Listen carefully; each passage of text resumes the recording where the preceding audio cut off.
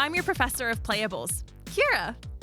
Hi, I'm Senior Emeritus Professor of Heuristics and Ad Nauseam Combo Decks, Meia. I missed you. I know, I it's can't so believe good you're to be back. I can't believe you're back. Can we also just like take a moment to think about this set? Oh my god. It's so cool. I know I froth about every set on this podcast because every set is like quite cool. Holy shit. This set is bonkers. This is insane. This is absurd. This is really, really insane. And it's absurd on so many levels. It's absurd on like power level. It's absurd on bonus sheet. It's absurd on just like cool idea and story. It's a banger. I mean, let's also just quickly name some of the cards that they've just like stapled to a creature. Mm-hmm. Brainstorm. Lightning Bolt. Ancestral Recall? Reanimate. Demonic Tutor. Swords to Plowshares. Like, oh, I'm sorry. My standard format wasn't powerful enough. Yeah. I guess my standard format is vintage now. I'm excited. I'm terrified. But we're going back to school. Woohoo! And I loved Strixhaven the first time around. I had so much fun. I love the idea of the campuses. I love the color combos because these are all the enemy colors as well, which is really fun. And going back, this is going to be such a good set. So way back when we did the Tarkia Dragonstorm review, you were talking about how this was your first time on Tarkia.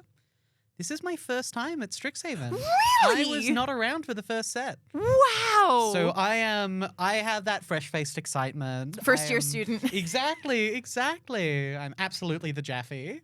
Oh my goodness. This is so exciting. I loved Strixhaven the first time around. Back when I was a best of one gamer, there was a Velomachus Lore Hold combo deck that you could play. Oh yeah. Where you were just looping a combination of like Velomachus Lore Hold, spinning into Angel Fire Ignition to cast really big spells like a Miria's Call. Ooh. Like it was insane. It was a totally, totally insane deck. Really only worked in best of one to my memory. But we're back. We're back. And can I just say, with lots of big splashy spells to boot, there is some crazy stuff in this format. It's I'm so keen. Actual factual ancestral recall. They just printed that on a card. Most expensive token they've printed to date. Oh, for sure. For sure. Why? Fun and good times, I suppose. Sure. I mean, I'm never going to get to cast an actual ancestral recall, but this seems like it's pretty close. I've seen people have been saying, like, if I Sharpie marker the rest of the card and just leave the little corner where it says Ancestral Recall, can I play this as an A recall? It says that as the text, it's right there. If I just Sharpie everything else on out? The card, it's an altar. Yeah, it's an altar. It maintains the name and the mana cost and the type. So, surely it's fine, right? Yeah, there's definitely not been a change in the MTR for it or anything. No. Well, as a judge, I'm telling you, you can do it. Well, we're back. We are. It's time for another Playables predictions set review. We've picked out some cards that we think are going to see play. Gazed into our crystal ball. What do I see happening? Is there a dean of like divination at Strixhaven? Surely. Surely there is. So. I feel like I can't remember it right now, but what have we got to start with? We have, and I am going to pull up my phone for these because I want to make sure that I get the right oracle text. Because there are some cards that truly I need to read to believe exist. There are some cards that have text on them. Yes, that is technically and legally true. Did you see they printed Archmage, the Emeritus of Ideation, which is the one that has the Ancestral Recall on it. They've already printed a textless version of it. I think it's serialized as well. You know, of course they have. That does not surprise me. Don't worry. One damn bit. There's 2 spells on this card, and I'm not going to remind you what either one of them do. Mm-hmm. But what do we got to start with? So I'm going to start with the one that I think is like the most obviously busted, the one that a lot of people have been talking about in my circles. This is Flow State. Yes. It is 1 and a blue for a sorcery. Look at the top 3 cards of your library. Put one of them into your hand and the rest on the bottom of your library in any order. It's pretty normal, anticipate, whatever. If there is an instant card and a sorcery card in your graveyard, instead put 2 of them into your hand and the rest on the bottom in any order. You know what? I've been thinking, Meia. Blue has been suffering so much lately. Oh, hasn't it There's just? no good blue spells out there. Blue has been such a stinker in Standard for such a long time that I'm so thrilled to see that they're finally printing a good impulse spell. Yeah, you know what Blue's really been lacking? Card selection and card advantage. Yeah, I've been racking my brain and I've been thinking, Blue has not been getting enough love, really. Stop up. Too expensive. Consult the star charts. I have to pay 4 to get 2 cards. So many. This is ridiculous. Surely 2, I think, is the right number. This is so transparently absurd, right? I know there's like technically a hoop to jump through having an instant or sorcery in your graveyard. That's not a hoop. What That's are you like talking about? That's not a hoop. That's a small step. Yeah, I was going to say that is like a hurdle half the size of my shoe. If that. Yeah. That's like the kind of thing that you step over accidentally. So decks this will absolutely see play in. Prowess. Everything. It will see play in everything. You will not be allowed to not play blue. This card is messed up. Elementals. This card is so like people have been referring to this card in varying levels of like impulse style, like ponder preordained style, and expressive iteration is the other one. I think in terms of power level, this is closer to expressive iteration than stock up or divination or impulse. And I actually think it's better than expressive iteration. Oh, for sure. And I don't think it's particularly close. I think the hoop of having an instant or sorcery in your graveyard is way less than having to play red and having double pips. The fact that you get to put both into your hand rather than one into exile. This card is absurd and we'll see play everywhere. This is going in vintage decks, I reckon. Like, definitely in Legacy, definitely in Modern. If it doesn't go into a standard deck, I will, I don't know, eat my standard deck on stream. Like, this card is nonsense. It's really good. This is the kind of card that I was like, oh, I need to buy 4 of, and I need to buy 5 because I need to put one in my Highlander deck also. Why they gave me this card, I could not tell you. It's broken. Play it. It's a really, really, really good card. There is no deck that plays blue that shouldn't play this. Printed divination with upside at less mana. Oopsie. Play it. Play it. Play It's it. good. It's gonna be good. Yeah. I don't know what to tell you. Okay, so flow state's like S tier. What else have we got? Okay. What other goodies have I got? In my What bag else? of What else treats? is there? Okay. The rest of these are not as transparently busted, but I think they are pretty good. Mm-hmm.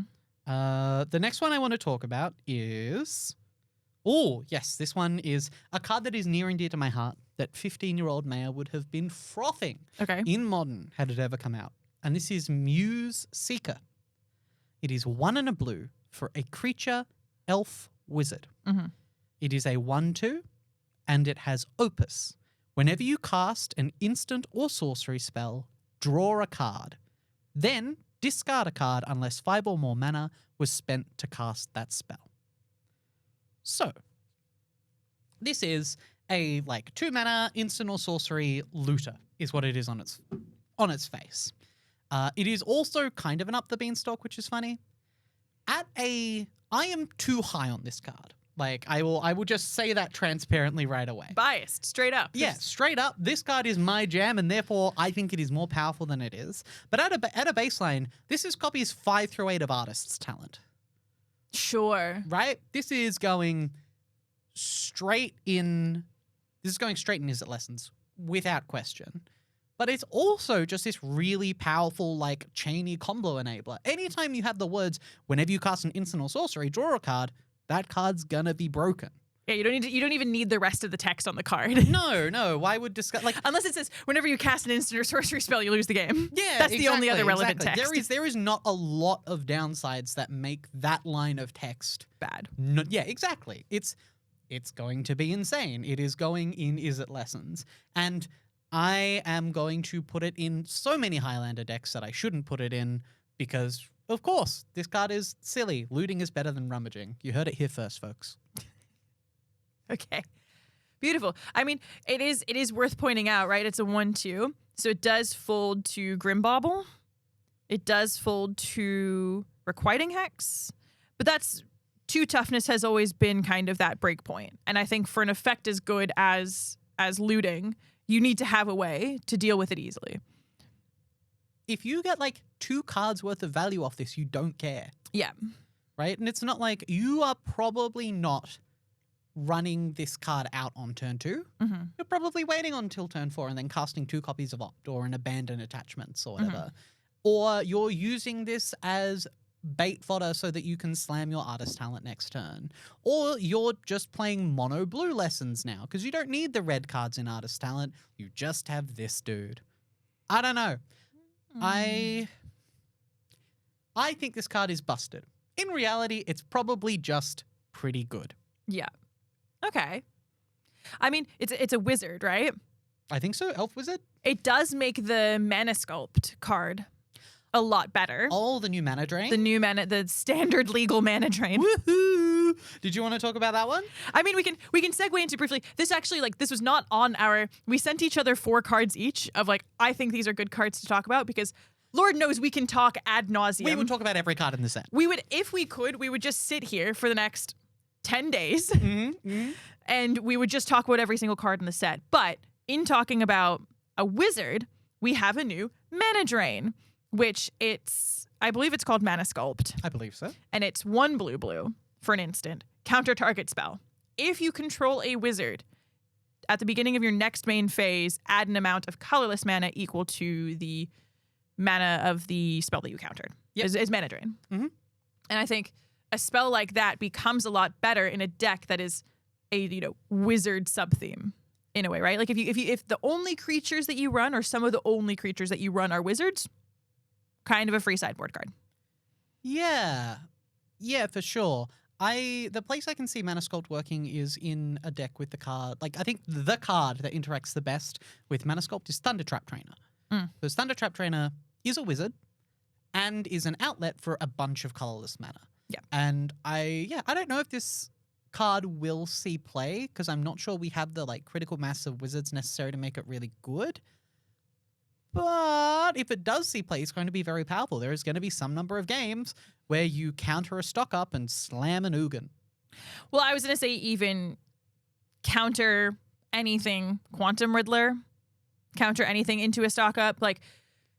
You don't even have to counter a very high CMC spell to be able to get some good value out of it, which is what makes it kind of scary in a way, right? Yeah. My big worry with this card is that it's 3 mana in a world of Badgermole Cubs. Which is not to say that it's bad. I think there will be matchups and there will be worlds where this card is good. Mm-hmm. I'm not sure it's there yet. I think this is maybe a Highlander card. Sure. I think this is a card where, 8-point Is It Wizards is a thing that's sort of been bubbling in the background, looking for its last couple of pieces. Another mana drain, not a bad option. Mana drain number 2. But what about second mana drain? Exactly. Okay, what's next? What's next? Give me another one. Another one? I want another one. All right. What's next on my I'm too list? excited. There's so many cool things. There's just so much nonsense. Yeah. All right. Where did I hide it? No. Here it is. The next one I wanted to talk about, and this one is kind of my speculative pick for the weekend. Because it is this is my Vinwixt of the set. And this is Witherbloom the Balancer. It is 6 black-green for a legendary creature, Elder Dragon, 5/5. It has flying, death touch, and affinity for creatures. And it says, instant and sorcery spells you cast have affinity for creatures. This is a card I would normally dismiss as a commander card. That I'd be like, okay, cool, I can see what's going on here. You kind of want to flood the board with your elves and then play this guy for 2 or 3 mana from your command zone and cast an Exsanguinate or something like that. And that's cool. But then I remembered that we have Badgermole Cub in this format. And if you go like Elf on turn 1 and Badgermole Cub on turn 2, you already have 3 creatures in play and 1, 2, 3, 4, like 5, 6 mana on turn 3, which means you can slam this and then a Nature's Rhythm, tapping the dragon that you just put into play, and you just get to put a Craterhoof in play on turn 3. Don't say things like that. Like, I know Badgermole Cub doesn't need any more reason to be busted, and, you know, Nature's Rhythm doesn't need any more reason to be busted. This seriously breaks both of those cards, more so than it already will. And I'm not sure, like, transparently, this is very much a win more card. This is very much, oh, I already have this huge board state that I've set up with my broken cards. Here's another, like, super broken thing to do on top of it that you probably don't need to win a lot of games. But there are some number of games where, like, a 2-mana 5/5 flying Death Touch is probably enough. Blocks the hell out of a Shiko. It all blocks the hell out of a Shiko and a Quantum Riddler. Yeah. It'll trade with them, which it'll trade with the Quantum. No, it's a 4/6. I like this card. I think it's really scary. Yeah. I think in the current metagame as described with Badgermole Cubs, Llanowar Elves, I think that Witherbloom of the Elder Dragon cycle, because there is a whole cycle of these legendary creatures that have various affinities or various other discounts attached to them. And this one seems the most playable on its face. It's definitely the one that has a deck it will easily slot into. Yeah. Yeah. Whether or not it's powerful enough. Seems to be. Whether or not, because what do you take out, like, you know, in a hypothetical black-green cub rhythm deck, what do you take out? What is something that you lose in that situation to put potentially maybe 2 copies of Witherbloom into it? What gets taken out? Yeah, I think any deck that's playing Witherbloom is actually very linear. So it's less of the, like, toolboxy Nature's Rhythm, you know, your Nature's Rhythming for like other creatures, like Perfect that lets you draw cards or something. Sure. This is very much play my cub, play my cub, play my Witherbloom, play Craterhoof. Like just bang, bang, bang. I don't think this is the kind of deck where you're like tinkering and finding silver bullets and stuff like that. It's just go, which means that you can, again, probably cut a lot of the like weird tinkery pieces out of the deck. Yeah. Is it good? Probably not. But if it is, it's good. I'm going to build the deck. I'm going to have a lot of fun playing it. Then they're going to ban Badgermole Cub, and I'm going to celebrate. Maybe this will finally be the set where Badgermole Cub gets banned. Who can say? Who can say? It's not the best deck in the format, so probably not. Remains to be seen. Remains to be seen. All right, your turn. Hit me with another one. Oh, pull my up. turn? Well, I would say just pull up a card. Pull up a card. You've got all the cards there. I have some number of cards. All right. Yes. Let's talk about one of your cards. One of your fun selections. Okay. Talk to me about planar engineering. Oh, beautiful. I'm going to do my best to remember this off rip because I'm not holding the Scryfall text on this. Planar engineering is 3 and a green, sorcery. Sacrifice 2 lands. You may search your library for 4 basic lands and put them onto the battlefield tapped, then shuffle. Nicely done. Look, I know what green cards do. Most of the time. That is undisputable. This is a combo kill in landfall. Allow me to explain. Oh. Allow me to explain for you. Llanowar Elves. Turn 2. Mossborn Hydra. Turn 3. Kill you. That's it. That's all it is. Yep. I think this card in landfall has so much utility in a variety of circumstances. This is really good if you've stuck a sapling nursery. That is 4 tree folk. It is really good with a Mossborn Hydra. It's really good with a Mightform Harmonizer. This is a very good, very accelerating card in landfall. And I think it's a shoo-in, basically. Any combination of Llanowar Elves, Badgermole Cub, plus this I think you have set yourself up. And even at a minimum, if you're just kind of crop rotating to ramp, I think you're still kind of fine. But in a deck like Landfall that cares about lands entering, doesn't matter that they're entering tapped at all. That is 4 landfall triggers. And that is lethal with any combination of Everything under the sun. It is lethal with nearly everything in the deck. And so I think this is just, by and large, so unfair. I love it. I love green. I think this is great. It's unfair. It does read a little bit like 4 mana win the game, especially if you have like 2 Earthbent lands and you like tap them both, sacrifice the 2 Earthbent lands, get 4 lands, get the Earthbend triggers. 6. Yeah. Look, I'm just saying, like, this is, if your opening hand is any combination, like if your opening hand, land, Llanowar Elves, Mossborn Hydra, Planar Engineering, something, you win the game on turn 3. Yeah, and it doesn't even have the like Harrow downside where the sacrificing the lands is part of the cost.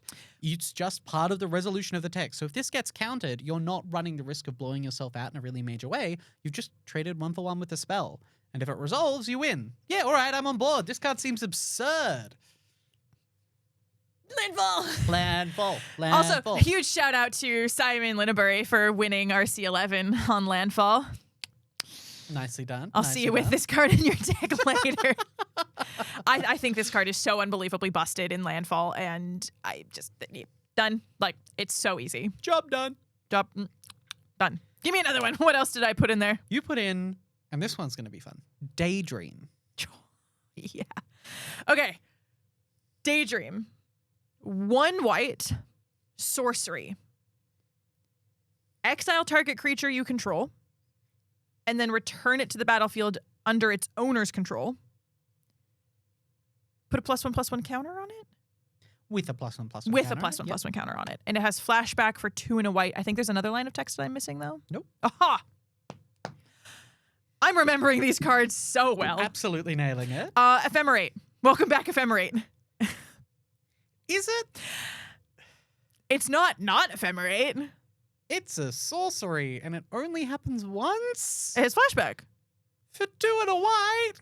What are you flickering that's getting you 3 mana's worth of value? Quantum Riddler. Okay. So what deck does this go in then? Build me a mind palace of this Daydream deck. I think this is a very speculative Daydream. Okay. This is a very speculative Daydream. This is your Vinwixt of the episode. This is my Vinwixt of the episode because I think there are a variety of warp style creatures that flickering for 1 mana is always going to be fine. Okay. Whether it's flickering a Starfield Shepherd after you've warped it, whether Sure. it's flickering a Quantum Riddler after you've warped it, Yep. there are very few. Flicker a Bright Glass Gearhulk with it? I'm just saying, I think there are a variety of cards and creatures that are okay to flicker for 1 mana. And even if you only do it once, I think it's okay.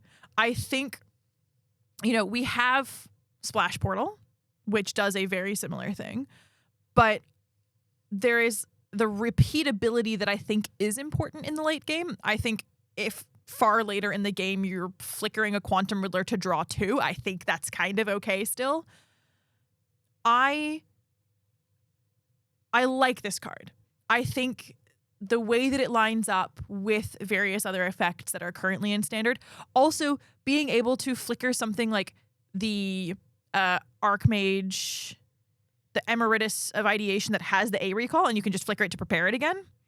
I think there could be some kind of blue-white control deck that wants to flicker, because something that I've noticed, right? Some of the creatures that come prepared don't have a way to re-prepare them. There's a land that, you can 3 tap and prepare a creature, but some of them don't have a way to refresh. And so flickering is the way that you refresh them. And so there are some cards that you could flicker to refresh and then get the prepared spell back. Speculative. But there's very few instances in which I think an Ephemerate style effect is bad, especially because of the +1/+1 counter on it.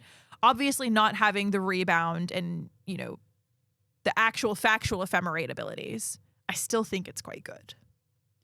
Probably pretty good with Badger Mole Cub. Not too bad with Badger Mole Cub, especially I think for the creatures even like Halia, warp Halia for 1 and then flicker it for another 1 white. You get to play it a turn early and you get 2 life gain triggers, and so usually you're staggering it in such a way that you'll have gained the 3, and then you draw a card at your on your end step. I like this card. Yeah. All right. I'm a little more skeptical, but I believe like the green-white X-Badgermole card Bright Glass Gear Hulk decks, they do exist and they're very powerful. And this is a way to really capitalize on the enters of battlefield effects and go a little bit bigger than, say, the mirror match. Yeah. I'm curious. I'm interested. I look forward to being wrong about this card.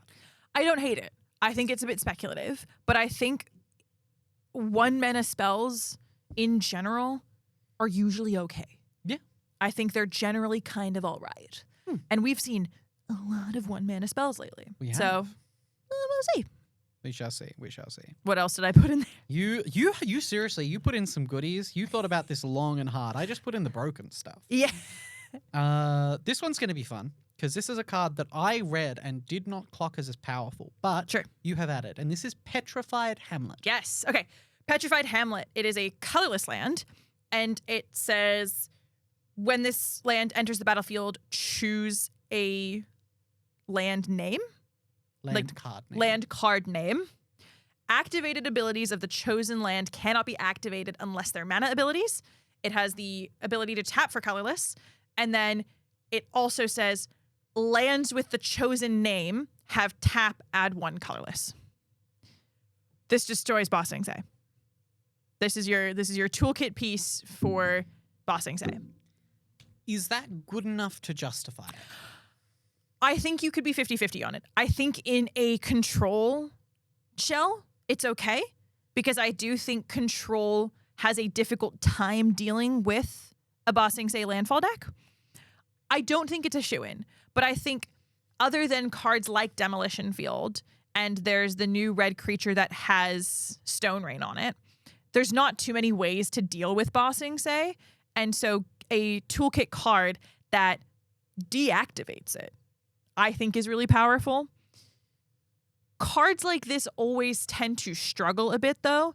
Adding colorless is not fantastic. There will almost always be a spot, maybe in your opening hand, maybe later on when you have intensive color pip requirements, that having a colorless land is not good.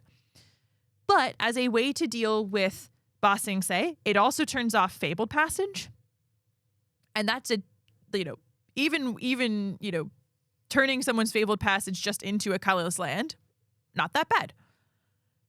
I could see potentially, in my mind's eye, there have been in the past mono green ramp into Ugin decks, and some of the archaics that we've seen in Strixhaven kind of lend towards like this colorless, maybe there's like an anti-causal vestige, Ugin colorless deck kind of percolating under the surface, in which case this card is great. Colorless in a colorless deck is fine. And also it gives you an ability to deal with a huge, dangerous deck like Landfall. So I'm curious to see where this card ends up, if it's going to be picked up. This also makes all of the animate lands bad. So it does hit all of the restlesses, which is nice. Yeah, I guess it is interesting as a hate piece into something like Excruciator. It's a very interesting. It also means I think because there are so many different utility lands, I think it's okay. I don't think it's perfect. I don't think it's without fault, especially it only generates colorless. Frankly, if this card could not tap for mana, it's unplayable. Oh, sure. If it's just a, Urborg style lands are something, I don't think it's fantastic. Or even as like a Maze of Ith style, it doesn't actually generate mana on its own. Yeah. I think it's not viable in this format. Yeah. This card scares me. And the reason it scares me is because I don't think it was printed for anything currently in the format. This card reads to me like there's something worse coming. Like an answer for something they haven't printed yet. Because it's very specific. Turns off activated abilities of lands that aren't mana abilities. The only really playable thing at the moment are the Manlands and Bossing Say, which haven't required an answer. Those cards are good, but they're not end the game broken. People aren't up in arms about Basingse. I am curious for what is coming. This one is going to be, flagged in my little notebook of goodies. Just like let me just think about that for a minute. Yeah, let me just like make sure I'm actually reading all the uncommon lands in the next set, Mm-hmm. I think it'll be good though. I think this card is interesting and I think it's a very powerful and it's a very unique hate piece. We haven't had a like Blood Moon type effect on a land before. That's really interesting. I think as well something that's worth mentioning is this is almost better than Demolition Field, for you against your opponent because they can't go get a basic land. It just makes it colorless. And that, not giving them deck thinning, the land enters untapped. Like there's a lot of ways in which Demo Field can sometimes be okay for your opponent, but well, it lets it tap for colors in addition to the colors of mana it already taps for. Oh, right. Because activated abilities that aren't mana abilities can't be activated. Thank you, Judge. I appreciate you. Of course, which is why I'm scared because I'm like, this isn't even Blood Moon. This isn't weird strip mine. This is an answer for something yet to come. Now I'm scared. I just picked this because I looked at it and went, oh, great. You can turn off Bossing Say and they can't just infinitely recur Fabled Passage anymore. Mm-hmm. I hadn't been thinking about the future. I was thinking about the present. All right. Next one on the list. We'll jump back to one I picked because Yes. I'm quite interested in this card. Okay. I am unconvinced it is. Oh, this is not the card I thought I put in here. That's okay. The next Do you want to pick the card that you actually do you want to? No, because I do want to talk about this card. Okay. The card I want to talk about is Fix What's Broken. It is 2 white-black for a sorcery. As an additional cost to cast this spell, pay X life. Return each artifact and creature card with mana value X from your graveyard to the battlefield. All right. Well, this card's way worse than I thought it was. I thought it was X or less. Let's talk about the other card. I mean, really quickly, in talking about, we talked about like planar engineering as a terms of you don't lose the 2 lands as an additional cost to cast the spell. I love this as a counterspell target. Go on, pay 4 life, and then I'll counter it. Mm-hmm. I don't hate this card. I think it's very linear. I think there's very specific decks it's going to go in. I think the pitfalls of this card include the fact that something like Raise the Past hasn't been played. And while that's more limiting, Raise the Past doesn't have an ability to upscale. It's still not being played that much. But what did you actually want to talk about? Yeah. So full disclosure, I thought that card was X or less, and I was like, haha, this card's broken. The other card that I had on the back burner in case I was a fool, which in this case I was. Forgetting how to read. Exactly. Reading chumps. Reading is so hard. I don't even have my glasses on. Yeah. We're just on vibes. The card I want to talk about is Withering Curse. It is 1 black for a sorcery. All creatures get -2/-2 until end of turn, and it has Infusion. If you gained life this turn, destroy all creatures instead. Yes, I was going to put this one in as well. I love it. Yeah. I think it's great. There are a lot of cheap creature decks running around at the moment. This is a really effective, really efficient answer. It deals with both the Badgermole Cub and the land the Badgermole Cub produces. Deals with the Llanowar Elves, providing they haven't got an Ouroboros on board. And once they do have an Ouroboros on board, if you do have a way to gain life incidentally, which there isn't a lot of at the moment, but this is a real incentive to have some of that stuff in your deck, it becomes a 3-mana board wipe, and that's pretty good. I think Deep Cavern Bat becomes a bit better again. Except that it blows up Deep Cavern Bats. It does, but you can gain life first, and then you can blow everything up. Yeah. I'm thinking Radiant Fountain. But oh, yes. Well, so exactly. I was actually going to say something like the gain lands that enter tapped, you gain 1 life, and then cool, I'll just blow everything up because I gained a life. 100% yes. Yes. This card is... I really like the card Path to Peril. I think that card is just generally really good. I forgot about that. That was from Crimson Vow, right? Yeah. It's an oldie but a goodie that destroys a bunch of stuff with CMC 2 or less. Yeah, and then then it has you a can cleave cost. pay a bunch to destroy everything. Mm-hmm. But this destroys the cost of gaining 1 life. I think in a deck that's building around this card is really low. I think this is just a 3-mana board wipe. And I think that's what a lot of these like black-based control decks really need. I think something like Dimir Excruciator is going to really enjoy a card like this because Day of Judgment is too slow at the moment. Yeah, crazy. There's an interesting 1-mana instant, I believe it's an instant, that obviously, of course, if you play that and then play this, it makes it 4 mana, which Day of Judgment, but it's 1 black, target opponent loses 1 life, you gain 1 life. And then it says up to 1 target creature gets +1/+1, and up to 1 target creature gets -+1/-1. Sure. It's a very interesting card. I almost put it in to like fully talk about because I was like, there's something about this that is interesting. And I think it has to do with the infusion cards that say like, if you gain a life, get an extra thing. And this is a very easy way to gain a life. Putting 4 mana into it is the same thing as a Day of Judgment, which is a bit slow. But as long as there's a way, if you just play a land and gain a life.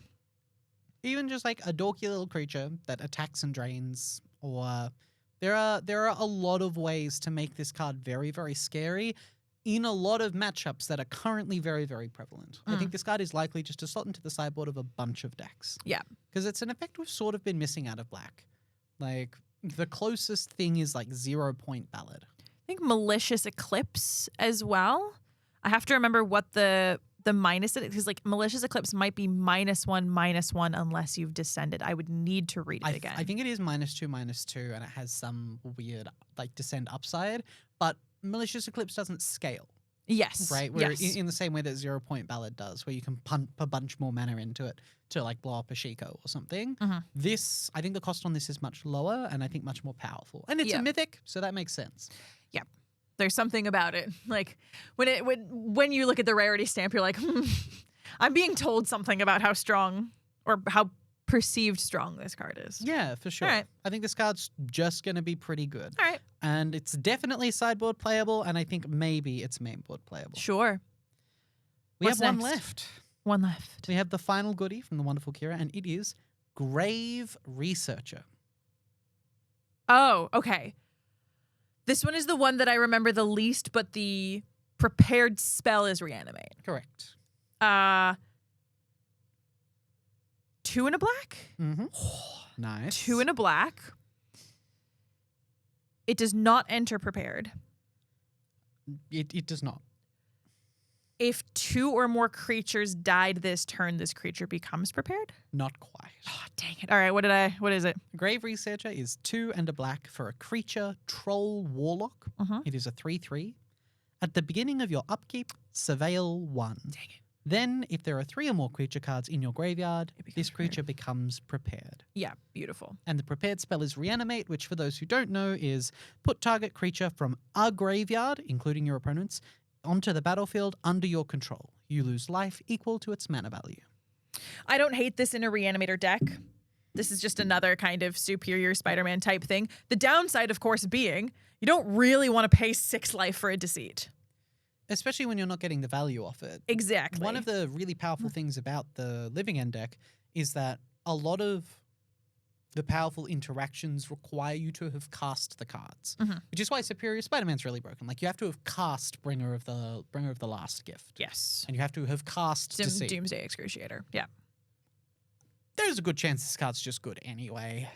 This card still seems good against a landfall deck. If you get to reanimate your opponent's Ouroboros, I feel like that's pretty good. That's pretty sick. Like, there's very few instances I feel like where reanimate isn't good. It's 2 points in Highlander for a reason. Yeah. And it's because a lot of random mid-range decks were playing it because that spell is just good. It's just good. And there are a lot of interesting targets. Again, once you get past, I think, 4 mana, it starts becoming a bit dicey. Paying 5 life for a Quantum Riddler is not great, but if the Quantum Riddler 5 life, you draw 2 cards and you get a 4/6, it's kind of all right. It's so good. Like, what are you talking about? In a fast format where you have things like Lessons in Prowess, Sure. 5 life is a real cost. It is, but it's also 1 black mana. Well, look. That's what I'm saying. I'm just saying. Yeah, reanimate Shiko, eat a lightning helix, throw it at something. I don't know. Look, again, this all seems pretty fine with me. Yeah, well, rough. It seems pretty fine. This seems I'd need to read the text on the Demonic Tutor prepared card. But this seems like one of the stronger ones, and it feels like the barrier to entry for preparing it is a bit easier, especially in Reanimator style decks. You want creatures in your graveyard. This extra surveil is nice as well. I don't hate it. I think it's kind of cool. Yeah, the fact that it's prepare is not a cost, I think, is what might make this card good enough. The fact that it's a 3-mana 3/3, which is, mediocre, but it's a 3-mana 3/3 that its prepare, mechanic is something that you already want to be happening. I think it's going to make this card just fine, and sometimes you're going to hit people with a 3/3, and that's okay. You touched on something really interesting there, and that is that the cost of preparing it is not a mana-intensive cost. Some of the other spells, like the Emeritus of Chaos, the Lightning Bolt one, says whenever you cast your third spell each turn, it becomes prepared, which necessitates spending mana on spells 3 times to activate it. And I think whereas this is just an action that gets taken and then you check for the condition upon resolution. And that's a lot easier. It becomes so much easier to then go, cool, and then 1 mana reanimate, as opposed to spell, it's now prepared. Do I want to cast Lightning Bolt now, or should I wait for that later to then Lightning Bolt, spell, prepared, Lightning Bolt? Not having to put mana into reaching the condition, I think, is a serious consideration. It's still a 3-mana 3/3, but it's a pretty good 3-mana 3/3 at this point. I remember when some of the best 3-mana spells in black were Preacher of the Schism, Graveyard Trespasser, Liliana of the Veil. Those are some powerful 3-mana slot spells. And I think this is kind of approaching that level because of the reanimate that's just stapled to it. Yeah, emphasis on approaching, I think. Approaching. I think all 3 of the cards you just named are better than this card. Mm-hmm. But I think because of the synergy base that the card Reanimate allows, I think there are just going to be some number of matchups where this card is just better. Yeah. It's not as good a mid-range card probably, but when it comes to big nonsense synergy things, seems like it's going to be pretty good. There's so many other cards we could talk about. Oh my god! Speaking of Liliana, there's the Rowl and there's the Rowl. Oh. There's so many things. There's Flashback. We didn't even talk about Flashback. There are so many cards that we could talk about, but there's no time. I am fuming that Flashback does not have Flashback. Yeah, It's so sad. it feels appropriate, but yes, no. We could go on for ages, but we can't go on for ages. But pre-release is coming up. Oh, exciting. By the time you're watching this, it'll be leading into pre-release weekend. So hopefully you are heading off to your LGS to participate. These, of course, are going to be seeded pre-release packs again, one for each of the colleges of Strixhaven. So what's your college of choice? It's funny. Mm-hmm. Because I am at heart an Izzet mage. I think I'm Witherblooming this set. You're Witherblooming this set? I think Witherbloom seems so powerful, and it's all the busted things I like about blue-black are in black this set, and green is so powerful. I just want to make my little graveyard dudes. I want to cast Reanimates, and I want to put a 5/5 Flying Death Touch in play. That sounds fun. I think I'm a Quandrix kid. Yeah. Sad to say. Cynic Gully. Sorry. It remains good. And how? All right. Well, look, head on off to your LGS, participate in your pre-release events, get your hands on some goodies, and get ready to go back to school.